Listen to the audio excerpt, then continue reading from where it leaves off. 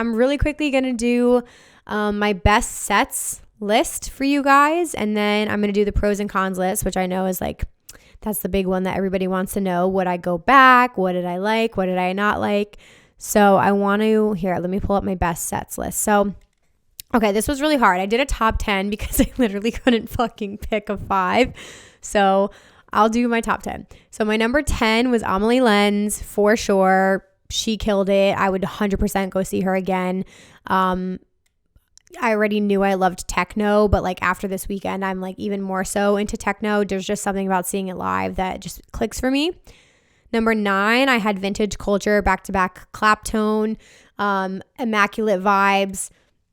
I loved the set they played. They played some of my favorite songs. They had some really fun special remixes that they did. Their energy back-to-back was fantastic. So big fan of that set. Then number 8, I had the Armin van Buuren back-to-back Rainer Zonneveld set. Again, I was alone for that, but watching the two of them work, they are so talented. It was so different. I loved hearing Armin play techno. Like, it was fantastic. So the drops in that were amazing. Number 7, I have Boris Brecha. First time seeing him, very unique set. I love when I see artists who have like a different sound that doesn't sound like everybody else.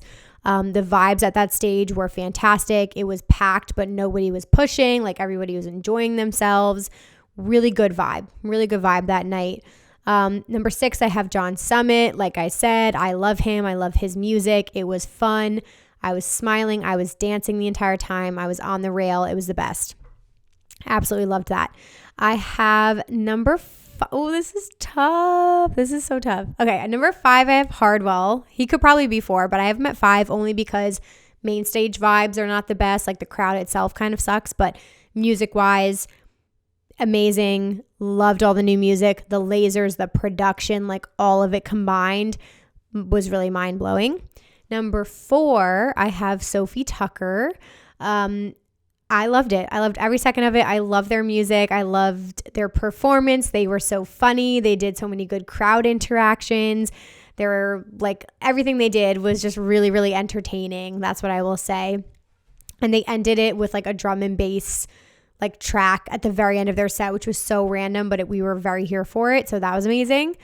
And then I have coming in at number 3, Mr. Seven Lions. Of course, he's in the top 3. It was one of the best sets I've ever seen him play. Loved it. I love the mix of the side trance and the feels, and then you get some dubstep drops, like all of it wrapped up into one. Fantastic. He also brought out Gem and Tori and Kill the Noise, so that was really cool. So it was amazing. And I liked him at Worldwide stage. I had some people saying like he needed a bigger stage, which I completely agree with. He could be a main stage act. However, the vibes are better at Worldwide, and just like the way that stage is shaped with his visuals, I don't know. I just like thought everything like looked really, really cool for him. So I loved that. Number 2, I have Tale of Us. Even from the half of the set I saw, they are on the top of my list to see again live, like no questions asked. Loved their music. Please go check them out. If you haven't already, go watch clips of them on Instagram. Fantastic. Music, production, visuals, the Resistance stage, all of it. Great. Number 1 has to be the Carl Cox hybrid set on Saturday. I'm sorry, but I could have listened to him for 3 more hours. Like, everything about it was insane.